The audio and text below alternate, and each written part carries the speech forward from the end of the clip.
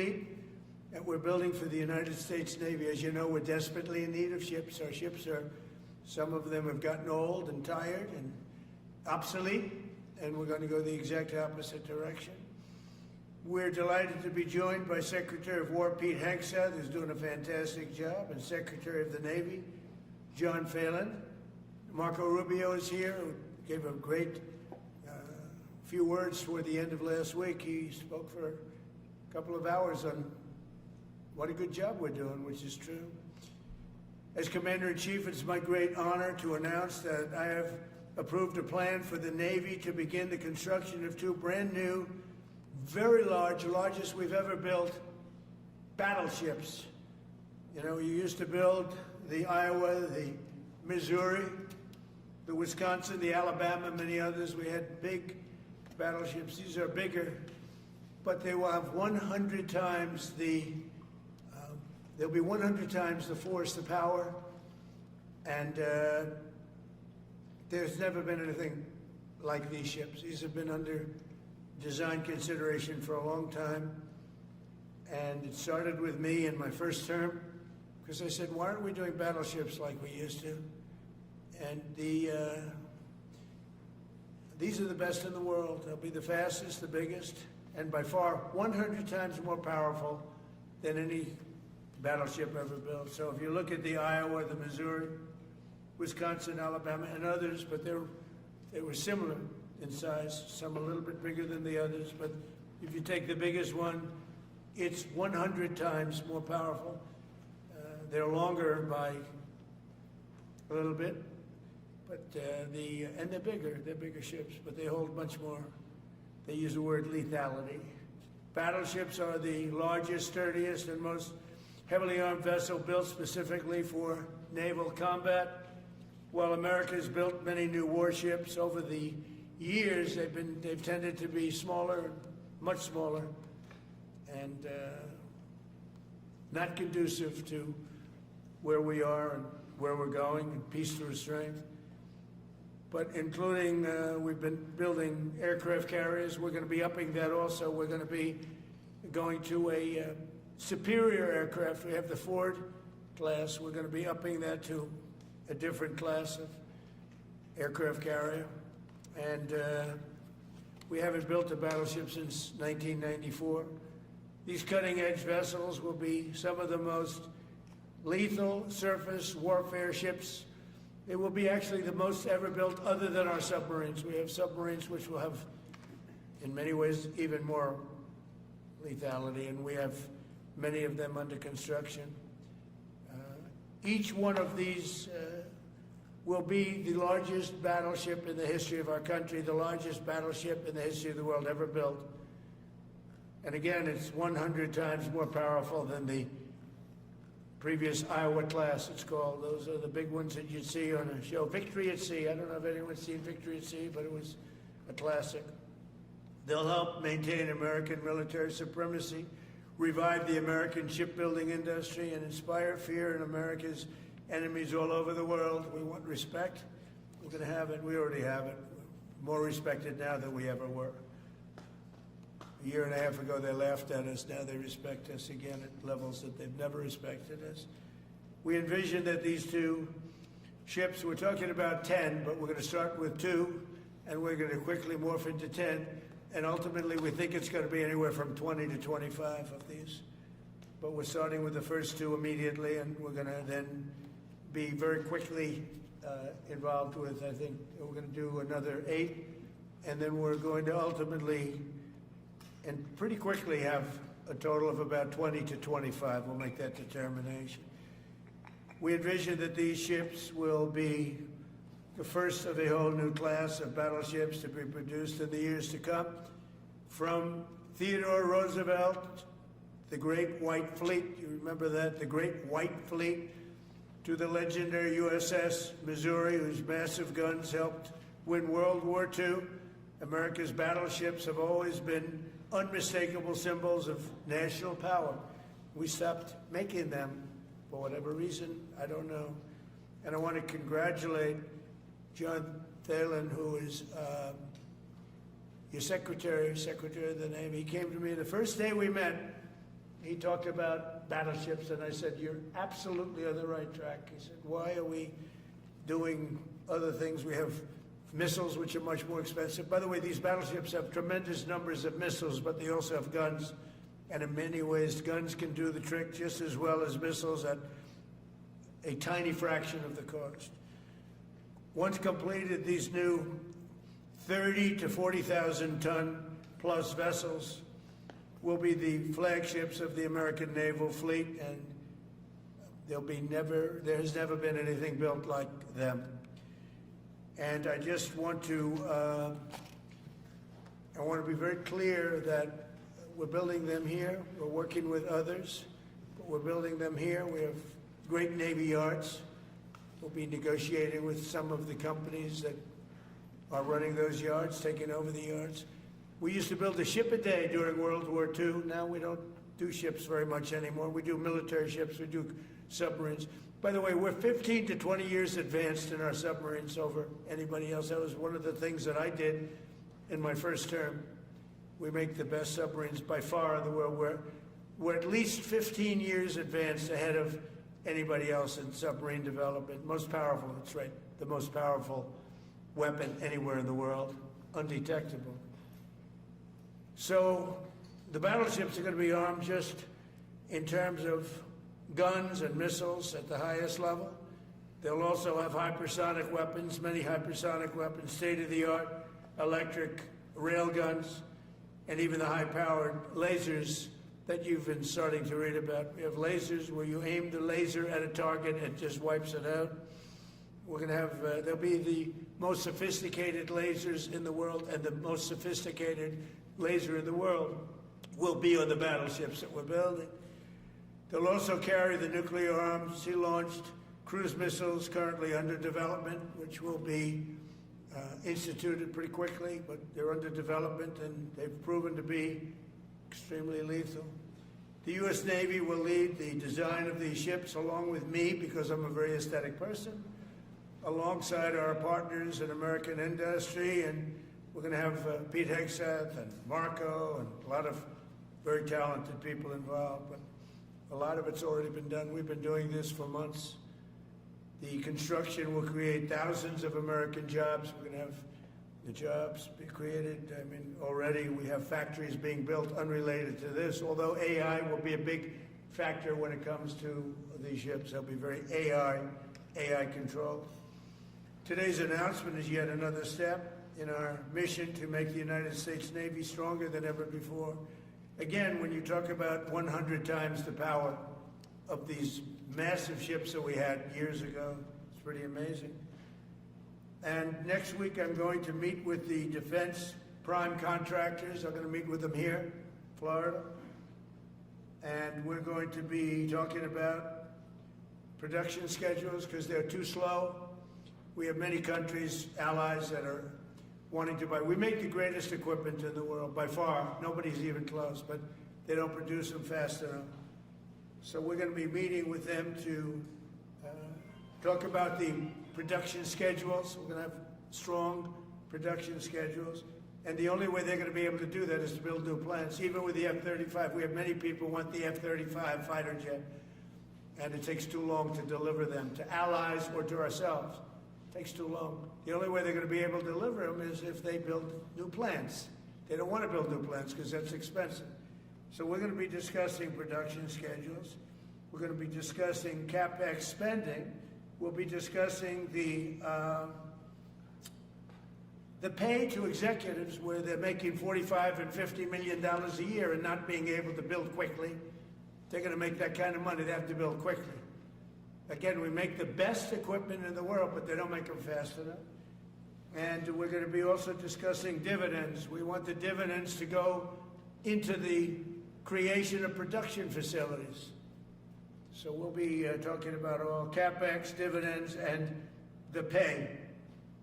We're also going to be talking about buybacks. They spend so much money on buybacks. They want to buy back their stock. I don't want them to buy back their stock. I want them to put the money in plant and equipment so they can build these planes fast, rapidly, like immediately. I mean, I have sold more planes than any president by far times probably 20. So every time I go someplace, I sell 100 planes. That includes commercial planes, Boeings, etc., but it also includes fighter jets. And I'm always having to say 5 years, 6 years, 7 years, helicopters, Apache helicopters, many years. India bought them. They want to get them. They don't want to wait a long time. So we don't want to have executives making $50 million a year, issuing big dividends to everybody, and also doing buybacks.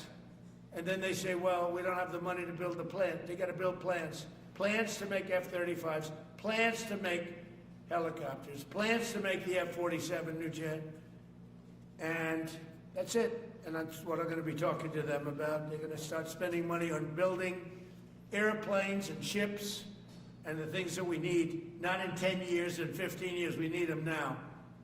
And we're strong about it. Last week, the Navy announced a brand new class of frigate, and they're going to be working with the South Korean company. Hanwha, a good company, recently agreed to invest $5 billion in Philadelphia Naval Shipyard. We're opening up the Philadelphia Shipyard. Once a great yard. Now it was a long time ago decommissioned, but now it's reopening. Working with the Navy and working with private companies.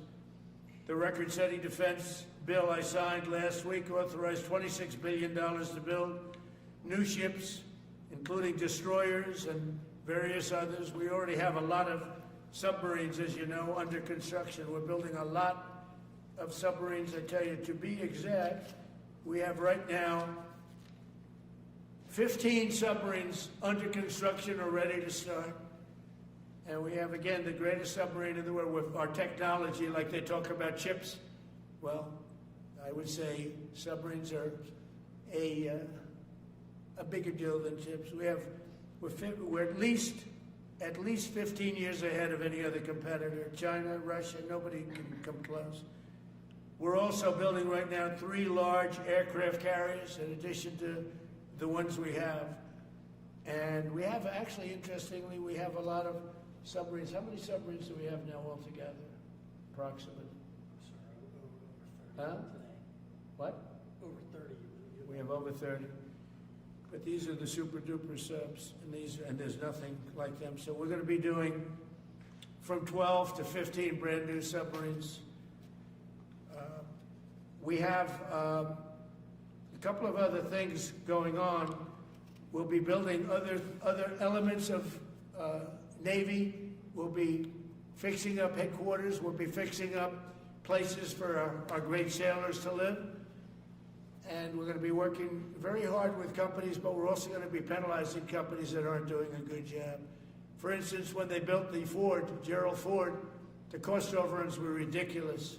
That was done in Norfolk, Virginia. We're going to be talking about that with that company. The cost overruns were out of control.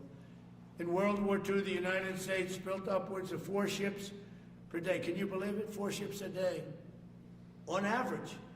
And now they weren't all big warships, but there were ships, freighters, tankers. And it's a tragedy that we allowed this incredible capability just go astray. We don't do that much anymore.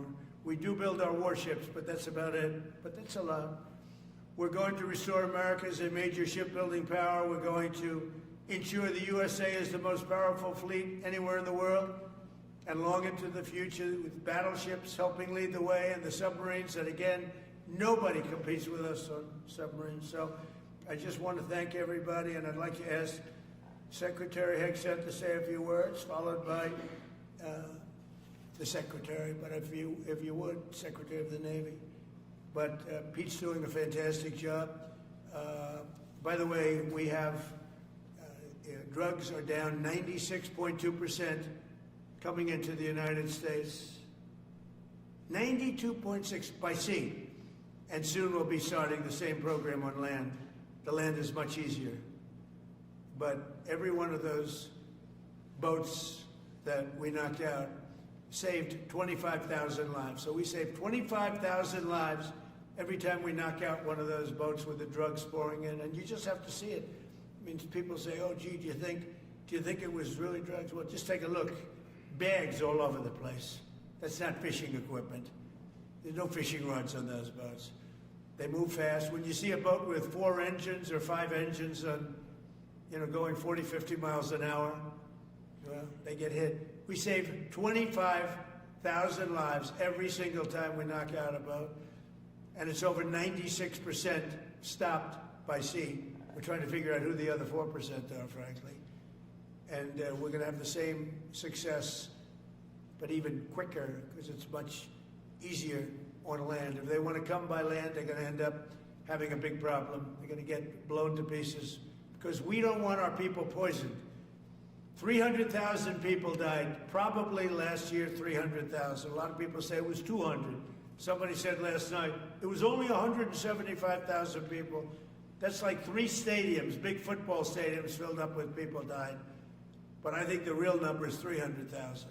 We're not going to have that anymore. So we're doing a great job, and we enjoy doing it. Our border is secure. Our country is strong. Trillions of dollars is coming into our country from other countries and companies. They're building factories and plants, including auto plants, all over the United States of America. Without tariffs, they wouldn't be doing anything, although they were very happy with the November 5th election. But it's only because they want to avoid paying tariffs that they're all coming in. And again, the biggest number was $3 trillion in history. That was China many years ago. Now it's $18 trillion, and that's just in 10 months. We think we could hit $20 trillion. That's investment in the United States, including plant and equipment. So thank you very much, and I'll ask Pete to say a few words, and then John. If you have any questions, we'll take them. Thank you. Thank you, Mr. President. Well, Mr. President, you're exactly right. There are no fishing poles, no fishermen, and no fishing boats. Just drug dealers and narco-terrorists. And with every strike, we're saving American lives. No other president is willing to do real deterrence. That's exactly what's happening. It's an honor to be here, Mr. President, Mr. Secretary, Secretary Rubio, to talk about what peace through strength really looks like. You can talk about it, or you can invest in it, and you can build it. And that's exactly what President Trump is doing. At the Department of War, we're restoring the warrior ethos. In fact, the President mentioned the NDAA. We put into law merit-based. We put into law getting rid of DEI and political correctness. That's now part of how our military operates. And you've seen it in record recruiting in the spirit of the Department of War. We're rebuilding the military. President Trump did it once. He's doing again with historic investments today in shipbuilding. And we're reestablishing deterrence, whether that's at the border, whether it's through Golden Dome, what happened with Midnight Hammer and what Iran found out, those drug boats, and of course the Houthis opening up the shipping lanes. American strength is back on the world stage. And the announcement of the Golden Fleet, anchored by new battleships, the biggest and most lethal ever, accomplishes all 3 of those things and marks a generational commitment to American sea power. Across the entire department, we are developing new operational concepts, deploying cutting-edge technologies, and making major investments, including in our Navy. This is happening in all domains, including space, as the President has talked about before anyone else. So it's the highest of domains and the lowest of domains under sea, and especially today in sea power, that always has to be decisive, has been in the history of America, and will continue to be under the leadership of President Trump. We will make sure that anything that flows from our country and with our allies flows freely and uncontested. New and better ships will provide that deterrent today and for generations to come. This new class, these new investments, will be the types of things that for decades, for centuries, the American people will look back and thank President Trump for having the vision and the willingness to invest right now in capabilities we need today, tomorrow, and long into the future. So, Mr. President, thank you for this investment, and I'll hand it over now to the Navy Secretary.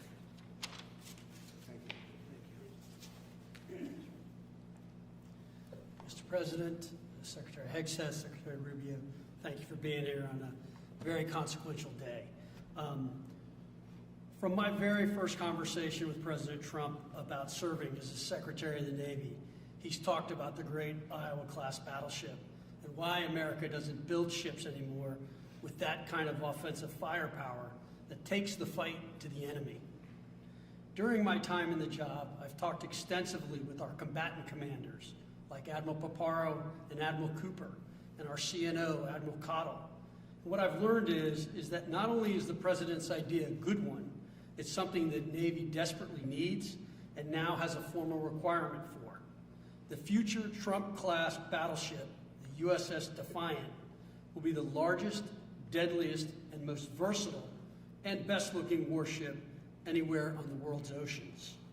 I want to thank the President for his vision to make this game-changing capability for the United States Navy. The Iowa was designed to go on the attack with the biggest guns, and that's exactly what will define the Trump-class battleships. Offensive firepower from the biggest guns of our era. This ship isn't just to swat the arrows. It is going to reach out and kill the archers. And for the first time in generations, we'll have a new leg in America's nuclear deterrence, because the Trump-class battleship will carry the nuclear-armed, sea-launched cruise missile. Striking dominance isn't all that the Trump-class battleship brings to the fight at sea. It has the size and capacity to serve as a flagship for our fleet commanders so that they can command and control naval forces far out to sea. As shown in the series, and the President mentioned it, Victory at Sea, Admirals Bull Halsey and Raymond Spruance commanded the war in the Pacific from their battleship flagships during World War II. Now this new battleship will command everything from warships to drones and everything in between. We're going to make battle groups great again. And this is just one piece of the President's golden fleet that we're going to build with the investments he talked about. A new frigate, the right frigate, the one our warfighters have told us they need. More amphibious power for our Marines with new capabilities like the medium landing ship. As part of the Navy's high-low mix, we're moving out aggressively on unmanned vessels with funding from the President's One Big Beautiful Bill to bring options to the fight and pull new, non-traditional defense partners into the American shipbuilding ecosystem. And we're making a generational investment in support ships. Logistics wins wars, and that kind of shipbuilding is the spark that will ignite the industrial base and help power the commercial shipbuilding that the President has called for. Under your leadership, Mr. President, we will have more tonnage and firepower under construction than ever before in our history. Building the President's Golden Fleet means jobs across the United States, now. There'll be work for shipyards everywhere, from Philadelphia to San Diego, from Maine to Mississippi, from the Great Lakes to the Gulf Coast, and for manufacturers that will build components for this battleship in every state. The President has been clear. We must bring back our American maritime industrial might. And he has told me many times that as Secretary of the Navy, it is my job to equip our sailors to win the fight at sea with the finest ships in our history. To conclude, the USS Defiant battleship will inspire awe and reverence for the American flag whenever it pulls into a foreign port. It will be a source of pride for every American when it brings home our brave sailors who will sail defiant, raise their fists, and say, "We are peace through strength." And our adversaries will know when the Trump-class USS Defiant appears on the horizon, American victory at sea is inevitable. Thank you, Mr. President. Now when a conflict arises, you are going to ask not one, but two questions. Where are the carriers and where are the battleships? Thank you. Thank you very much. I just want to mention that John Phelan is one of the most successful businessmen in the country, in our country. Been a tremendous success, and he wanted to do this, and for nothing. He's taken probably the largest salary cut in history, but he wanted to do it. He wants to rebuild our Navy, and you needed that kind of a brain to do it properly. So I just wanted to give you a little information on him, which is probably enough. But one of the most successful men in the country, and he's that because he understands it, and he understands finance in addition to what we're talking about. Somebody who's doing a fantastic job is Marco Rubio, Secretary of State. And Marco, maybe say a few words, and then we'll answer some questions. Thank you. Thank you, Mr. President. And I don't have much to add. This is a phenomenal presentation. Thank you, Mr. President. This is American industrial power returning. This is the ability, once again, to rebuild, to have industry in the United States. This is generational. in the change, not just in terms of applying American war power, increasing our ability to protect the seas. The U.S. Navy is the single biggest source of peace in the world of all of our forces because it gives us a global footprint. But it rebuilds American industrial capacity. The ability to make things again in our country has been critical to what the President's agenda has been all about, and this is a tangible reminder of it. And I know the country's grateful for it, and generations of Americans will be grateful for it. So thank you. Thank you, Marco. By the way, I think I'd just like to point out that these ships are made of steel as opposed to aluminum. It's a big difference, as you know. Battleships, the great battleships, had 6- and 7-inch steel hulls, and these are going to be likewise made out of very powerful steel. Our steel industry is coming back very strongly, by the way. It's coming back at record numbers, and we're going to be using them for the steel, but as opposed to an aluminum side, which, in all fairness, is not the same. So, John, we're going with all steel, I understand. Yes, sir. And it's going to be something that people are surprised, more expensive, but not even comparable in terms of the importance and the strength. Yeah, please. What's your timetable for these first two ships, and do you see them as a counter Yeah, to we'll China? start, almost immediately, and we'll probably talking about 2.5 years. And in terms of the mission, do you see it as a counter to China? It's a counter to everybody. It's not China. We get along great with China. I have a great relationship with President Xi, and not China. It's just everybody. You don't know who comes along, but we just wanted peace through strength. Hopefully we never have to use them, but there will never be anything built like these. Think of it. Those battleships are incredible. These have 100 times the power. Think of that. I mean, and they were big and they were powerful.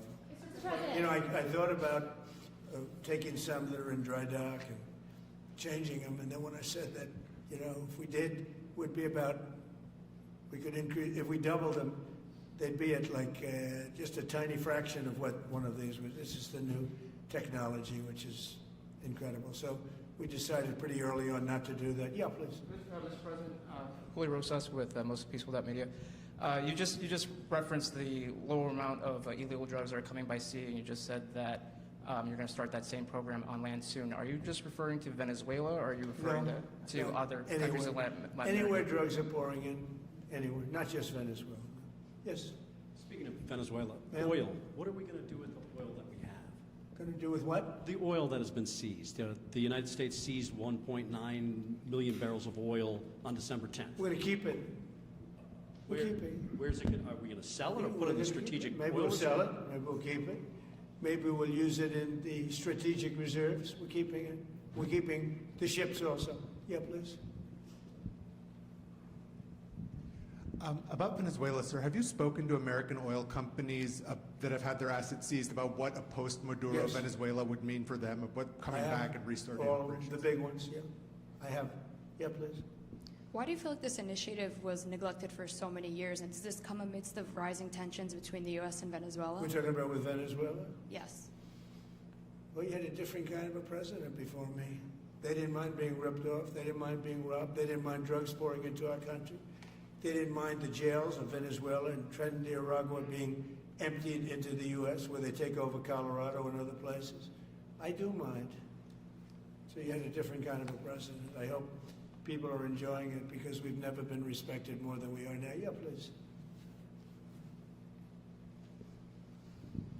Thank you. Thank you, Mr. President. Were you surprised by the number of photos of Bill Clinton in the Epstein files? And can you commit to their By full... what? And were you surprised by the number of photos of Bill Clinton in the Epstein files? And can you commit to their full release by the end of the year? Some of the victims were protesting that too many of them were redacted. I know there are a lot of people that are angry about all of the pictures of other people, you know, but I think it's terrible. Look, I like Bill Clinton. I've always gotten along with Bill Clinton. I've been nice to him. He's been nice to me. We've always gotten along. Respect him. I hate to see photos come out of him, but this is what the Democrats, mostly Democrats, and a couple of bad Republicans are asking for. So they give me their photos of me too. Everybody was friendly with this guy, either friendly or not friendly, but they, you know, he was around. He was all over Palm Beach and other places. The head of Harvard was his best friend, Larry Summers, and Bill Clinton was a friend of his. But everybody was. I actually threw him out of Mar-a-Lago, and as a person that was in Mar-a-Lago, I threw them out. Mar-a-Lago, this is Mar-a-Lago. It's the hottest place I think it's the hottest place in the world, but it's the hottest place in Florida. And everybody would come here, he'd come here. We actually threw them out. But no, I don't like the pictures of Bill Clinton being shown. I don't like the pictures of other people being shown. I think it's a terrible thing. I think Bill Clinton's a big boy, he can handle it, but you probably have pictures being exposed of other people that innocently met Jeffrey Epstein years ago, many years ago, and they're highly respected bankers and lawyers and others, and they'll end up, because of guys like Massey, who's a real lowlife, whose polls are down to about 9%, by the way, in the great state of Kentucky. If you look at Kentucky, Kentucky is such a great place, but I don't know, they've got a couple of people on there that are very strange in terms of leadership, but Massey's a loser, and he likes it, and then he works with the Democrats. He's just being used by the Democrats, because what this whole thing is with Epstein is a way of trying to deflect from the tremendous success that the Republican Party has. Like, for instance, today we're building the biggest ships in the world, most powerful ships in the world, and they're asking me questions about Jeffrey Epstein. I thought that was finished.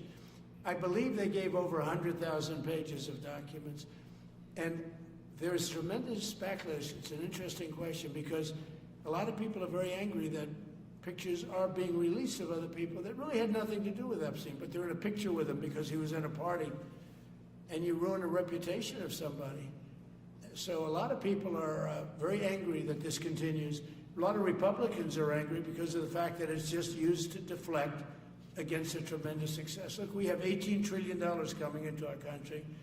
We have, I believe, we're going to have the most successful economy in history. We inherited a mess. Now prices are coming way down. Gasoline is less than $2 in some states. $1.99, $1.97, $1.95 a gallon. $1.95. Think of that. A gallon. Nobody ever thought they'd see that. They don't want to talk about that. They want to talk about Epstein. And the problem is a lot of Democrats are being caught up in the web, like Larry Summers. Larry Summers was the head of Harvard. He's now been forced to resign from every board he's on, and he was thrown off the Harvard board. Now, he was at Epstein's Island a lot. I wasn't. I never went there, by the way. But fortunately, it's nice. But I never went there. But a lot of people did go there. But instead of talking about the battleships, or instead of talking about most favored nations drugs, we're bringing down drug prices like at a level that has never even been thought of, by thousands. Think of it, by 1,000%, by 1,200, 1,300, 1,400% in some cases. A drug that sells for $10 in London is costing $130 in New York. We're bringing it down to $20, and they're going to go up to 20. So they're going from 10 to 20, which is a doubling. It's a doubling. That's a lot, but it's a doubling. But we're going down to 20. So we're going down, if you can do your own math, but it's 2,000%, 3,000%. It's pretty amazing. And the New York Times had a story about it, a small story, way in the back of the paper. It's the single biggest thing to happen with respect to drugs probably in 50 years. It's never been anything like this. In my first term, I was able to get drug prices down 0.25%. It's the first time in 28 years that they went down. 0.25%. I'm so proud of myself. Now we're doing them 2,000%, 1,500%, 1,200%. That pill that sold for $130 will now be selling, as an example, for $20, because the rest of the world took advantage of us. Without tariffs, I could have never done it. I called up the heads of the countries. As an example, France, I spoke to a very good man, President Macron of France, and I said, Emmanuel, you have to raise your drug prices. He said, no, we will not do that. I said, you have to. I said, no, I don't want to do that. Look, you ask me if we go to $10 to $20, you're going to come way down to 20. We don't want to do that. Now, in all fairness, no other president even tried. But if they did try, there was actually a fake story in stupid USA Today. I didn't even think they'd make it anymore. I haven't. But I saw a story where Biden was trying to do this. Biden never tried to do it. Biden didn't know he was alive. He never tried to do it. But they're taking it from $10 to $20. So he would say, and the other leaders said the same thing. No, we won't do it. I said, no, you're going to do it 100%. They said, nope, we're not doing it. We're not going to double our price. Because, again, if you go from $10 to $20, they're doubling their price. We're coming down, though, from $130 to $20 because we're going to get the lowest drug prices in the world. Whatever the lowest prices go favored nations, we're going to have the lowest price. So I said, no, you're going to. No, I will not do this. Politically, it's unacceptable. I said, Emmanuel, you're going to do it 100%. Please accept it now. Be nice. You're going to do it 100%. No, I will not. I said, yes, you are. He said, why do you keep telling me I am when I'm not? Because if you don't do it, I'm going to put a 25% tariff on everything France sells into the United States of America. And that's approximately 20 times more than I'm asking for with respect to drug prices. He said, I see. I agree to do it. Every other country said the exact same thing. They all said, no, I will not do it. I said, all right, on Monday morning you'll have the 25% tariff, everything you sell. In the case of France, it was wine, champagne, cars, everything they sell. It's 25 to 30 times the price of what we're talking at 25%. Every single country agreed. And that was a big problem. The drug companies were difficult, but fine, because we have a certain control over the drug companies. We had no control over these foreign nations. So every single country has agreed to do this. So we will take that pill price down, as an example, talking about not just pills, we're talking about everything. We'll take it down from $130 a pill down to $20 a pill. And the rest of the world will take it from $10 a pill up to $20. It's the biggest thing ever to happen, and it's covered, barely covered in the New York Times, because it's a fake newspaper. Yeah. Mr. President, on shipbuilding, how is the administration plan to ensure that there's sufficient workforce availability as you're producing these ships? Could you speak up? How does the administration plan to ensure there is sufficient workforce availability as you're producing these ships? We're going to have we're going to have tremendous workforce availability. We're also going to have robots helping us. We're going to have a lot of robots helping us because we need it. And because we're going to town, we're building a lot between the AI and the auto plants. So we're going to need robots. We're going to have robots, but that's going to help us. We're going to have a tremendous workforce. And in order to operate you're always going to need people. You know, you can have robots, but you're going to have to get somebody to start those robots, and you're going to have to improve the robots. But we're going to have robotic factories plus manpower. So we're going to have enough. We're going to need the help of robots and other forms of, I guess you could say, employment. We're going to be employing a lot of artificial things, but the beauty is we're going to have more jobs than we've ever had. Just so you know, a number came out the other day. We have more jobs right now in the United States. More people are working right now in the United States than at any time in the history of our country. Think of that.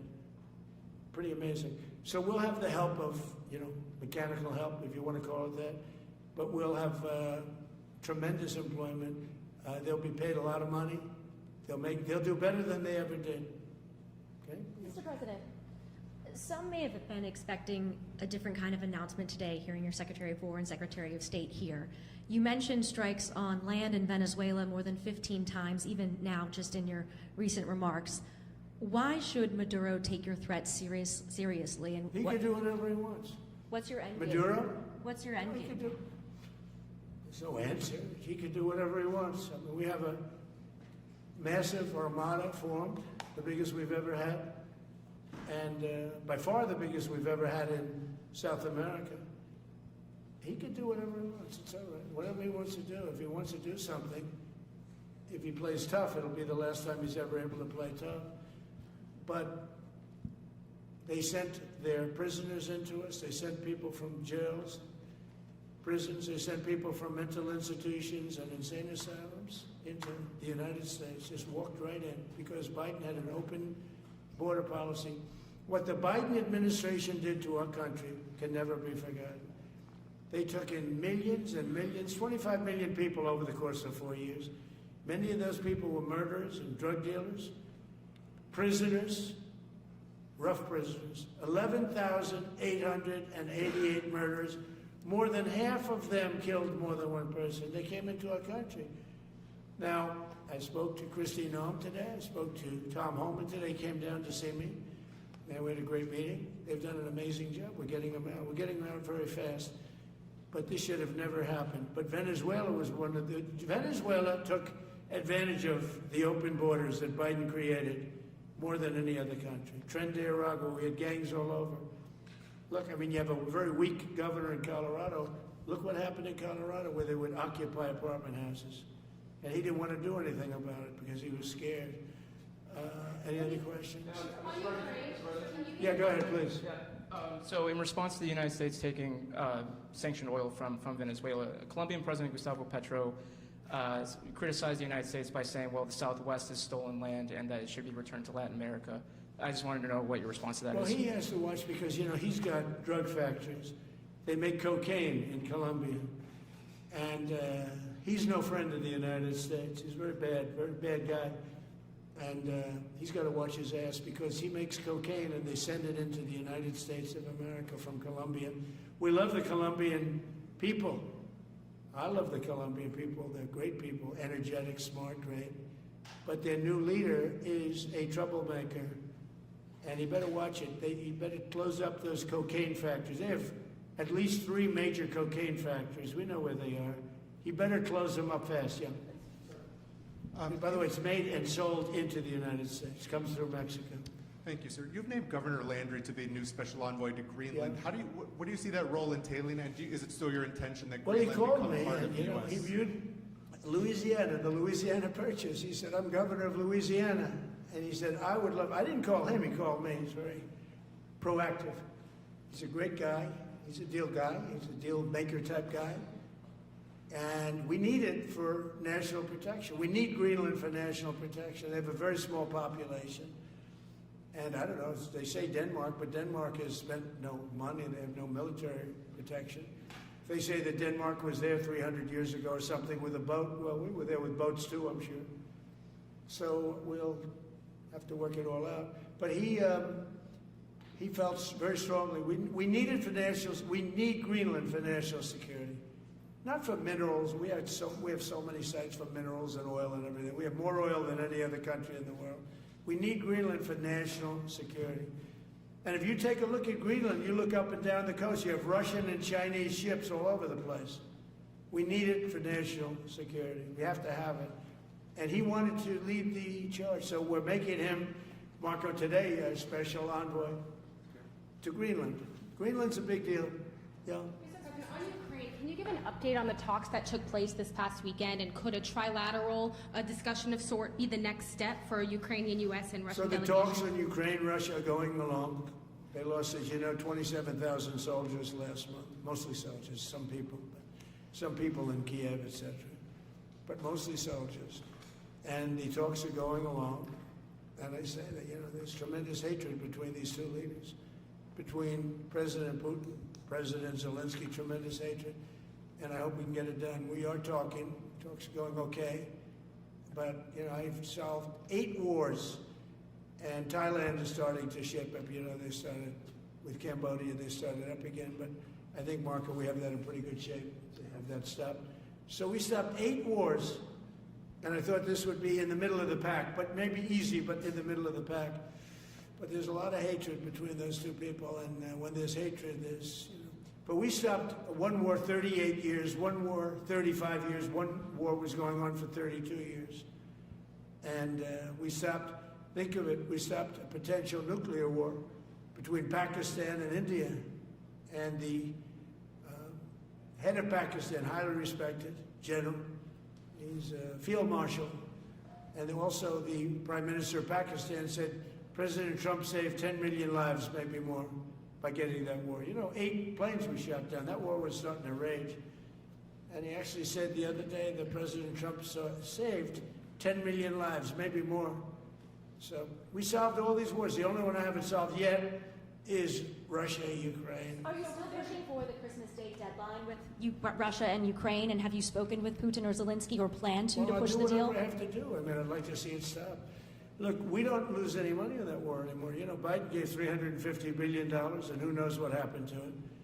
We now sell missiles, planes, all of the best military equipment. We sell it to NATO. We got NATO to go from 2% GDP to 5%. Nobody believed that to this day. Nobody's going to write that, but nobody believed it.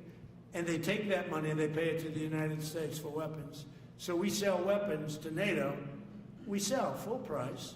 We sell weapons to NATO, and NATO takes those weapons and probably distributes them, but gives a lot of them to Ukraine. So we don't lose any money like we did with Biden. He was spending money like a fool. He was a fool. What he did to our country is so horrible. But he gave $350 billion between cash, gave a lot of cash, $350 between cash and weapons. You remember at the beginning of that whole thing, I gave them javelins. Javelins are the anti-tank busters. And President Obama at the time gave them sheets. I gave them javelins. They gave them sheets. But you know, the bottom line is I think they're all tired of that war. Everyone's tired of that war. It's got to stop. Yeah, please. The U.S. was in active pursuit of a sanctioned oil tanker yesterday. Are you able to share what became of that tanker? Was the U.S. able to seize No, it? it's moving along, and we'll end up getting it. Yeah, we're actually pursuing it. Can you imagine? Because it came from the wrong location. It came out of Venezuela, and it was sanctioned. Yeah, please. Ultimate goal in Venezuela to force Maduro from power. Well, I think it probably would. I can't tell that. That's up to him what he wants to do. I think it would be smart for him to do that. But again, we're going to find out. Look, Venezuela did terrible things to the United States. They sent hundreds of thousands of people, millions of people into our open border. They sent their criminals, they sent their prisoners, they sent their drug dealers, they sent their mentally insane and incompetent people into our country more than any other country. Others did too. The Congo did.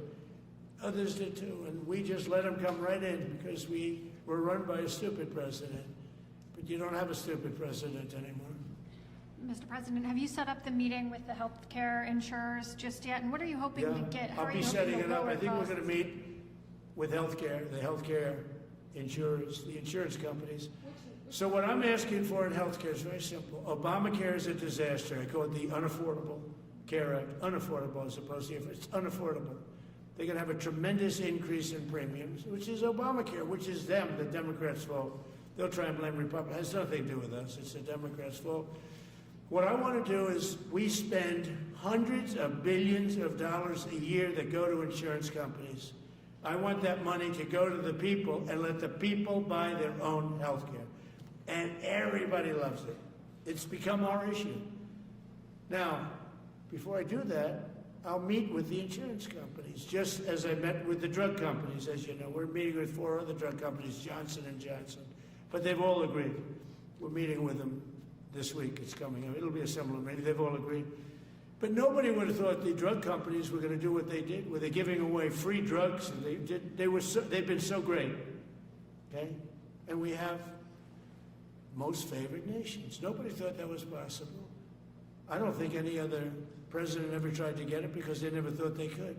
But with respect to the insurance companies, I want to meet. There's essentially 14 of them, 10 big, but there's a total of 14 pretty much, pretty big. And I want to meet with them, and I want to say, I want you to cut your rates way down, way, way down. And maybe if they do that, we'll be able to not cut them out. We'll be able to continue to deal with them, which is probably a little easier process. I think the best process is pay the money directly to the people, let them buy their own health care. But I'm going to meet with them the first week back. I do it now, but they're trying to come up with a schedule. They want to meet badly. They've told me, but they want to come up with a schedule. I said, make it a good schedule. Your rates have to come way down. We're also going to meet with other insurance companies because under Biden, the insurance rates have gone through the roof. Auto insurance, home insurance. I mean, insurance companies are making far more than they're entitled to make.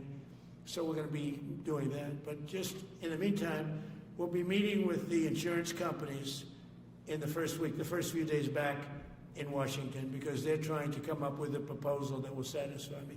Thank you very much, everybody. Appreciate it. I hope you're going to enjoy the battleships. They're going to be beautiful. Thank you. And have a great Christmas if I don't speak to you. Thank you very much.